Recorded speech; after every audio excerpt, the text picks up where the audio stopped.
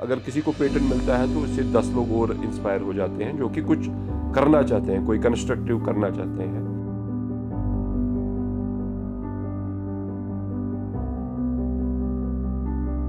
तो सबसे इम्पोर्टेंट है आइडेंटिफिकेशन ऑफ प्रॉब्लम। प्रॉब्लम क्या है, तो हमने सबसे पहले वही आइडेंटिफाई किया। जैसे हमें ये पेटेंट मिला है सैफरन के लिए, सैफरन क्रॉप के लिए, कि जो कॉम्स हैं सैफरन क्रॉप के, तो वो जो नॉर्मल ट्रेडिशनल प्रैक्टिसेस है, जो कन्वेंशनल मेथड्स हैं, उसमें हम सॉइल में वो ग्रो करते हैं।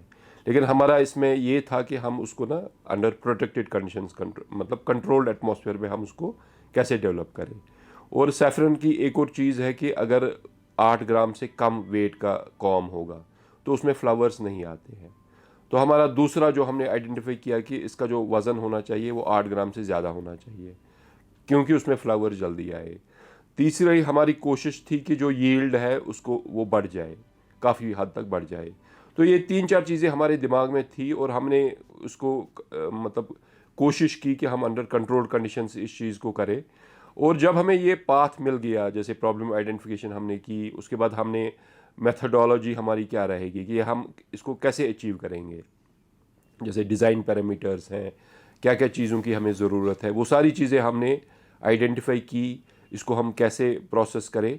और अल्टीमेटली जो पेटेंट है या बाकी रिसर्च पेपर्स हैं या कुछ आपको एप्रिसिएशन मिलती है या कुछ अवार्ड मिलता है, ये जब आप ये काम अच्छी तरीके से करेंगे, those things will come automatically. ये सब चीज़ें आपको ऑटोमेटिक मिलेंगी, मतलब उनके लिए आपको मेहनत करने की ज़रूरत नहीं। लेकिन जो आपका काम है, जो प्रोसेस आपका रहेगा, वो सबसे ज़्यादा इम्पॉर्टेंट है मेरे हिसाब से, और उस पर आपको सबसे ज़्यादा ध्यान देना है, तभी आपको बाकी चीज़ें ऑटोमेटिकली मिलेंगी, जो कि हमारे साथ हुआ। फिर जाके हमें पेटेंट मिला, और जब हमें ये पेटेंट मिला तो उस टाइम पे तो फीलिंग तो अच्छी आती है, क्योंकि हमारे यूनिवर्सिटी में पहले ऐसा माहौल नहीं था कि हम जहाँ पे मतलब अगर हम काम भी करते थे हम पेटेंट के लिए अप्लाई नहीं करते थे। हमने जिस चीज़ के लिए हमें पेटेंट मिला है, इससे भी हमने कुछ ऐसे काम किए हैं जो कि अगर हम स्केल में तोले तो उससे अच्छे काम हमने किए हैं। लेकिन जबकि माहौल नहीं था कि पेटेंट लेना है या कुछ और करना है, लेकिन जो एटमॉस्फेयर चेंज हो गया तो उससे हम मतलब ये चीज़ें हमारे अंदर आ गई ने, हम पेटेंट हासिल करें, अपने जो हमने काम किया है उसको लोगों तक पहुंचाए।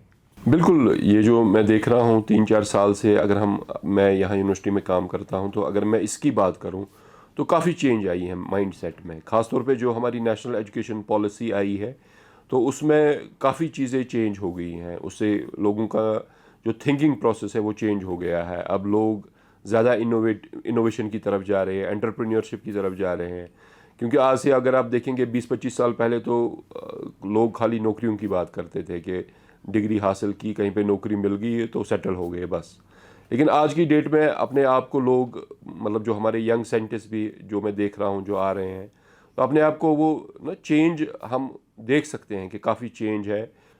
हमारे UTJK में है, कहीं पे 7 पेटेंट मिले होंगे 1 साल में, और अगर हम पिछले 1-2 साल की बात करें तो 17 पेटेंट मिले हैं यूनिवर्सिटी को।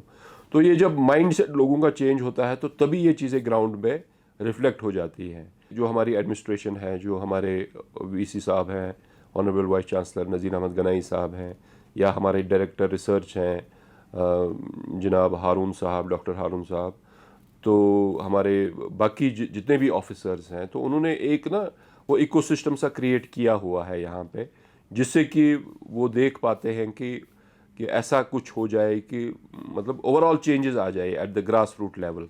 जब आपका एडमिनिस्ट्रेशन की तरफ से वो चीज़ें मिलती हैं तो वो चीज़ें रिफ्लेक्ट हो जाती हैं। जैसे मैं पहले भी कह रहा था कि पेटेंट्स की बात करें, आप रिसर्च पेपर्स की बात करें, या एक्सटर्नली फंडेड प्रोजेक्ट्स हैं जो कि एक इंडिकेटर है।